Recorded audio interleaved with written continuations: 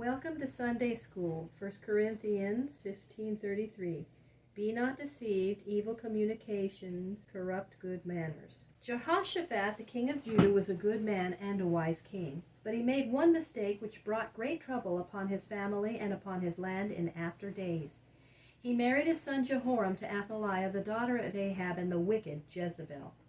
When Jehoshaphat died and Jehoram became king of Judah, his wife Athaliah led him into the wickedness of the house of Ahab.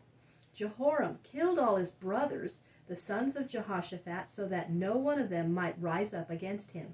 His queen Athaliah set up idols all around Jerusalem and in Judah, and led the people in worshiping them.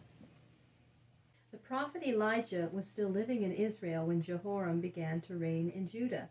He sent to King Jehoram a letter containing a message from the Lord. He wrote, "Thus saith the Lord, the God of David, because you have not walked in the ways of your father Jehoshaphat, but have walked in the ways of the kings of Israel, and have led the people of Jerusalem and of Judah to turn from the Lord to idols, and because you have slain your brothers, who were better than you, therefore the Lord will strike you and your house and your people, and you shall have a terrible disease that none can cure." And after this great troubles came upon Jehoram and his land. The Edomites on the south, who had been under the rule of Judah since the days of David, broke away from King Jehoram and set up a kingdom of their own. The Philistines on the west and the Arabians of the desert made war upon him. They broke into his palace and carried away his treasures and killed all his children except one, the youngest.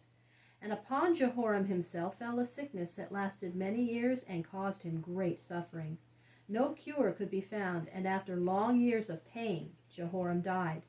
So evil had been his reign of 8 years that no one was sorry to have him die, and they would not allow his body to be buried among the kings of Judah. After Jehoram, his youngest son Ahaziah became king. His mother was a wicked Athaliah, the daughter of Jezebel. Ahaziah reigned only 1 year, for while he was visiting King Jehoram of Israel, his uncle, he was slain by Jehu, for this was the time when Jehu rose against the house of Ahab, killed Jehoram, Ahab's son, and Jezebel, Ahab's widow, and made himself king of Israel. But Jehu gave to the body of Ahaziah a king's burial, for he said, "He was the son of Jehoshaphat, who sought the Lord with all his heart." When Athaliah, the mother of Ahaziah, heard that her son was dead, all the fierceness of her mother Jezebel arose in her. She seized the princes who belonged to the family of David and killed them, so that there was not a man of the royal line left. And she made herself the queen and ruler over the land of Judah.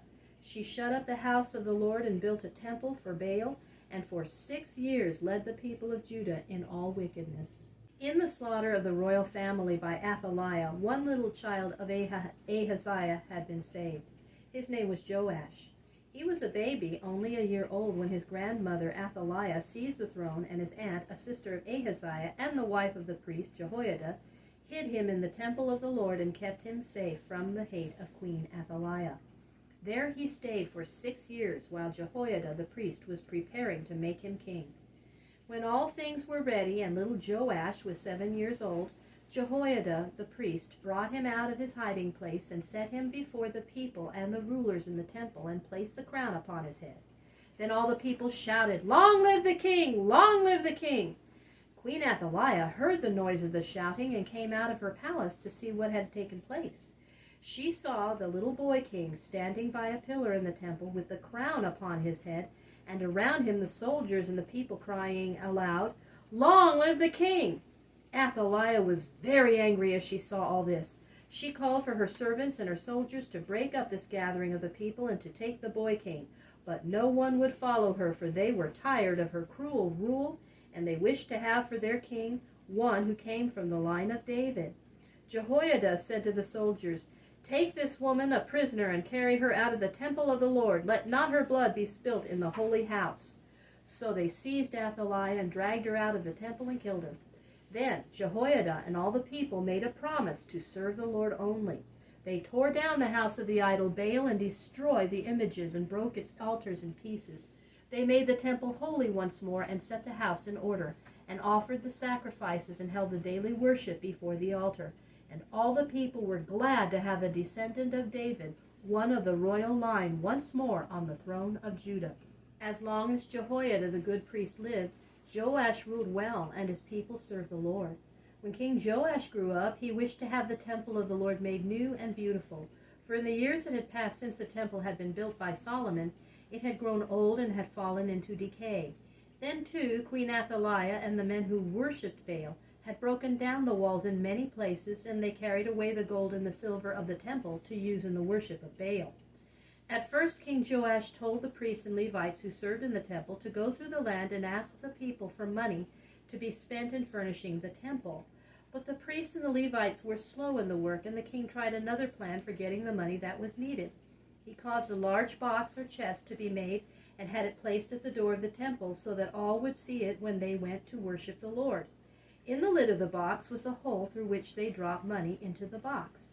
And the king caused word to be sent through all the land that the princes and the people should bring gifts of money and drop them into the chests whenever they came to the temple.